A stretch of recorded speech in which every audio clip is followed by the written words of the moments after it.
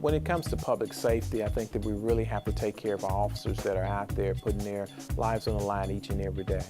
And as I've said to them in a public meeting of their union, I said that I will be the first one to take a furlough, so there will be no more furloughs for the Monroe Police Department or anybody in the city of Monroe. And I know that's risky to say that, but I think they need to understand that I'm committed to making sure that they can take home a decent wage to their family. And I think that that's part of this discussion in this 1,000 points of community involvement. We have to have people who understand specifically how those budgets work to actually help us help those police officers get the tools that they need. As I say, tools that they need is make sure their cars are operating properly, make sure they have protective vests that they need to make sure they're going to be safe out there on the street and they come home to their sons and daughters each and every night. With the fire department, we want to make sure that the response time is adequate, and we also want to make sure that they have the proper equipment when it comes to doing the job that they so love to do. We want to make sure that they're safe out there when they go into a burning house or when they go to rescue somebody from a car. We need to just make sure they have the right equipment. What we're going to be able to do is we want to make sure that we reduce crime here in the city of Monroe. And one of the things that we're going to do is make sure we have the Citizen Advisory Committee for the police department. And that's going to make sure that the police department and the citizens have a good, positive relationship. The second thing that we're going to do is we're going to encourage individuals to volunteer to be policemen for their particular neighborhood. We have neighborhood watch programs, but I think beefing those up where we have officers on the street, just like the old beat cops that will walk up in the neighborhood. And I think what will happen is you have those citizens that are engaged in their own community. They're going to be able to see things that other officers cannot see. In many cases, they're going to be able to prevent crime because individuals are not going to know where those officers are going to be in the community, but they know that they're there, and that's going to actually deter some types of crime.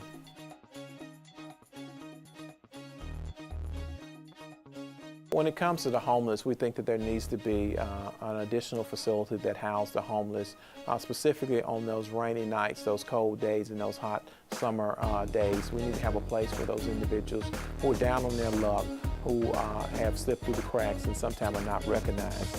And one thing that we've done here in our headquarters is that every once in a while, or almost every other day, we have some people who come in here and actually work in the headquarters. Very talented people, very decent people, people who just are down on their luck. And I think if many people understand that, many folks who look at their own situation may find themselves in a similar situation with 1 or 2 paychecks away from being homeless themselves.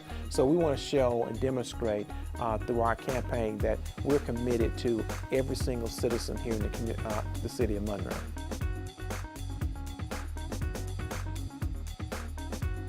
Education is very, very important. You've often heard me say E+E equals success.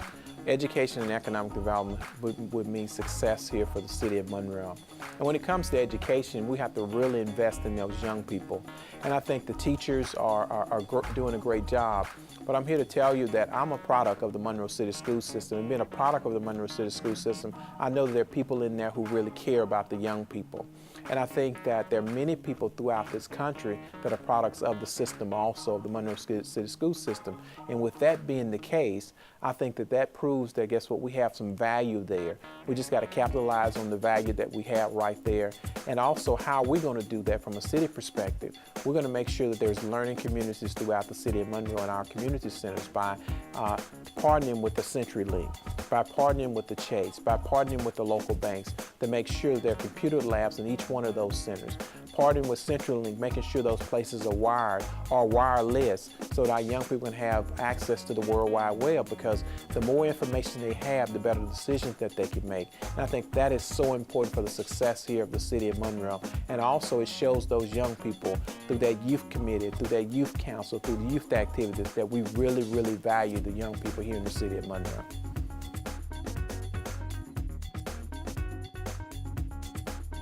What I mean by term limits is that if it's good enough for the White House to have 8 years, I think it's good enough for City Hall for us to have 8 years there. So that's why I believe in term limits. I think we can get a whole lot done in 8 years, but I'm committed to serving the people of the city of Monroe and hope that they will join me as we move forward to change Monroe. Concrete drying. Concrete dries on its own. I'm walking on $18,000 in overtime of concrete drying. It's a shame that in the city of Monroe, after 10 years, guess what we have? Nothing. we have nothing on the south side, and they're saying that guess what, they've invested $90 million on the south side of Monroe. Help me understand specifically where was it invested. And guess what? They cannot buy our votes with a chicken plate and church visits only during election time. We need to do something about that. Vote for Johnny Riley on March 24th because he is the guy for the job.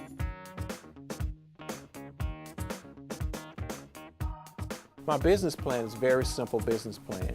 It's going to include every single entity here in the city of Monroe because we are a family. And in order for that family to be successful, we may have to sit down at the table and have discussions about issues that are important to the city of Monroe. And how do we do that? We have the 1,000 points of community involvement where they can add input. Not only the community have input, we can also have the business community at the table. Not only just the small businesses, but also the large businesses that are here. We need to make sure that the Chamber of Commerce has a very active role in specifically what we are trying to accomplish here from a business perspective. We need to have South Side businesses, North Side business. We need to have people on the South Side, North Side, and East Side of Monroe engaged in this process. $90 million? What $90 million? I'm standing here on the South Side of Monroe. Why am I on the South Side of Monroe? Economic development is important to me. All over Monroe, we need to have balanced growth. I stand in front of R.W. Palace. He's invested millions of dollars in this community. He believes in this community, and I believe in him, and I believe in this community. I think we can do a much job on the South Side of Monroe, South 2nd, Winsboro Road, and Jackson Street. We will have some development over there in my administration. And then we need to also look from a regional perspective and make sure we have some input from the regional partners so we can continue to push the city of Monroe forward. When it comes to the platform, very simple. We're going to have community involvement in this platform. We're going to make sure the government is open and honest. And I've often said a glass house, and many people say that they don't agree with the glass house theory, but I'm here to tell you that if you have open, honest government and people trust government, we can get much more done in much quicker of a time.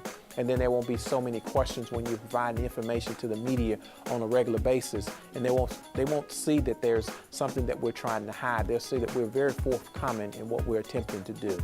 Also, when the employees trust us, the employees will they'll be much more successful in what they do. When we invest in them, they'll continue to invest in the city of Monroe. And when they invest in the city of Monroe, the citizens will see specifically that we're willing to invest in them. And then when it comes to our young people, we have to invest in the young people in the city of Monroe. They're valuable. They're our most valuable resource, are the people of this great city. And if you've often heard me say that yes, we are the jewel of the Ouachita. And we're the jewel of the Ouachita because they have so many bright-minded people here in the city of Monroe with brilliant ideas. There's great people here in the city of Monroe, and we have to capitalize on utilizing those great people so that 2015, 2020, 2030, Monroe will be a place where everybody wants to come. And that's what I want to make sure that people understand here in the city of Monroe, that we do have good people and we do have positive things that are going on. We need to highlight those things.